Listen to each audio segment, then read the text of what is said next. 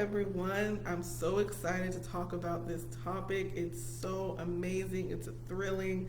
I'm excited. I'm feeling the healing from the entire message. So we're going to go ahead and touch base on basically accepting who you are and focusing on who you being the best version of yourself. So being the best version of yourself is what we should focus on. We shouldn't focus on our past toxic behaviors. We shouldn't focus on how horrible that was, right? We shouldn't focus on how painful that was for us, because ultimately, what if there are more sides to the story? You know, I was doing a really cool exercise I had learned where I went back to a memory that was kind of, traumatic for me. And I looked at the memory from a different perspective, from the person that was hurting me's perspective.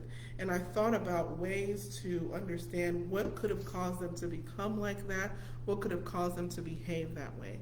And when I did that, I realized I put them, I perceived them differently. And I began to say, wow, that was just one of the bad moments in their life. That was probably the worst version of themselves being shown, because they had gone through loss of a close loved one. They had gone through learning how to do everything on their own. They never had to deal with finances on their own, and they were just lashing out at me because truly that's how they talk to their own selves. So it was really just their self-talk being projected onto me. And I didn't even realize that was a reality. And I was like, wow, instead of being angry at that person, I decided not to judge them based on that one bad interaction. And that kind of takes me to what I was writing about in the post. And how this relates to faith and being faith-filled and taking risks to go after destiny is sometimes our memories of people cause us to burn bridges that don't need to be burned.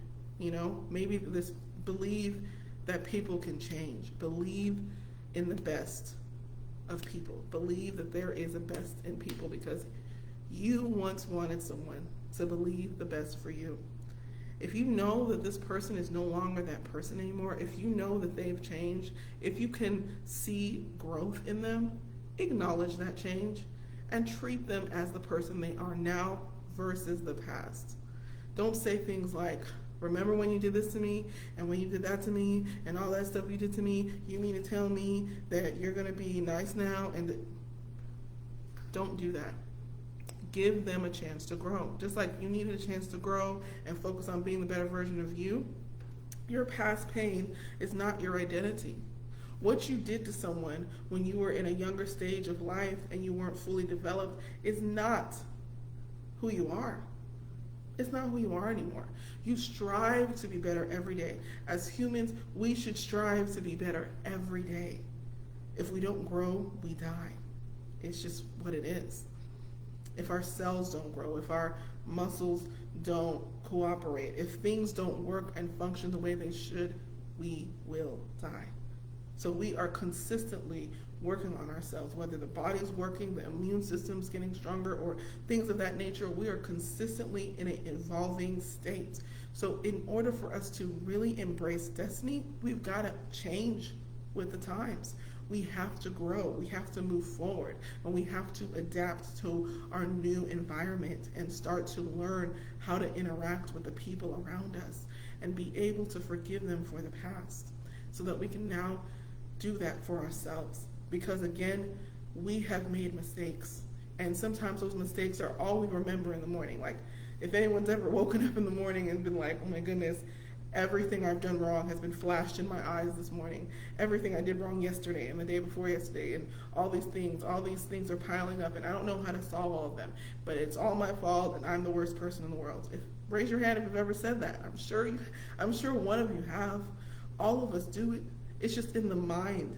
It's in the battlefield of the mind. And what this perspective did for me when I saw it from that other person's perspective, who was hurting me at that time verbally, I realized that they were only verbally expressing what's already inside of them towards themselves. They were bashing me because they bashed themselves. They hold themselves to some impossible standard, therefore they were holding me to an impossible standard. So in me seeing that that person needs freedom from that impossible standard and needs to live free like I do and work on themselves like I'm working on myself and continually working on coaching others and helping them transform their lives, she needs the same. She didn't grow up with that and she didn't have that in her childhood. So it helped me understand not to belittle the changes that she's making so that I can learn to appreciate who she is now. So it made me really feel healed because I was like, wow, I can interact with this person and destroy and throw away the way they were before because I've seen them praying, I've seen them working on themselves, I've seen them apologizing, I've seen them being more gentle with me. All those kind of things are signs of change, behavior change. I've said something to them and usually that would trigger them, but it didn't this time, right? So you start to think, wow, I'm noticing that people do change. Like, instead of assuming that everyone is going to treat you badly after every bad interaction for the rest of their life, they're going to treat you badly, everyone else badly, it's not true. Because the good news of knowing that for myself, that that person's not going to be that way anymore because I've seen stages of change in them, that means that there are stages of change in me. That I can be a super duper rock star coach, you know, even more so than I am now. That I can be a great, wonderful woman of God, even more so than I am now. That I can change, I can transform, and I can grow too. And I can be given the grace that God gives when we forgive others and we forgive ourselves. See, if I'm compassionate to her in her situation and how she feels about herself, she hasn't been able to change yet, but she's working steadily on herself, then I can start to be like, 𝗪𝗫𝗁, I love you, and I see you working steadily on yourself, and I can be compassionate to the rate of change in you. And I can ask that God give you the grace to accelerate that change, because you desperately want change and you desperately pray for change. So I know that you're not the kind of woman that's going to give up and back down from a battle, because the Lord never wastes a battle and you never lose a battle when you're with the Lord. So I'm learning to be a warrior. I'm learning to fight in this season. It is such a fight season. It is such a season of fighting against the warfare that's out there in the world. The gas prices are high, the depression is high, all of those things are going on.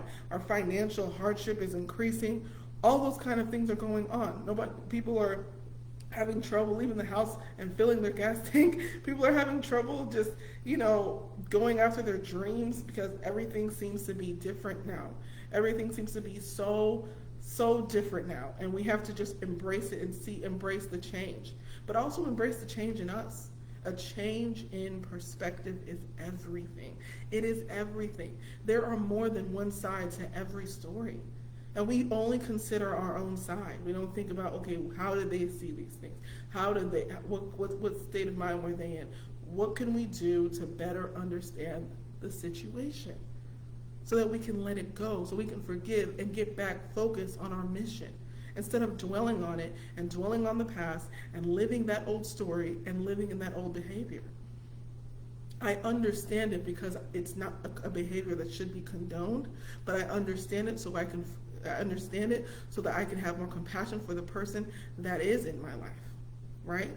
So that is why I was healed, and that's why I felt like this was such a powerful conversation, because when we are accepting of someone's transformation, even though it's little changes, we are learning how to appreciate our little changes and our little steps and our little achievements. So I hope this video was so valuable to you. And if it was so valuable to you, please let me know by leaving a #accept in there, and we can have a candid conversation about this whole topic. And it was a powerful topic because everyone has a different view of how life is for them.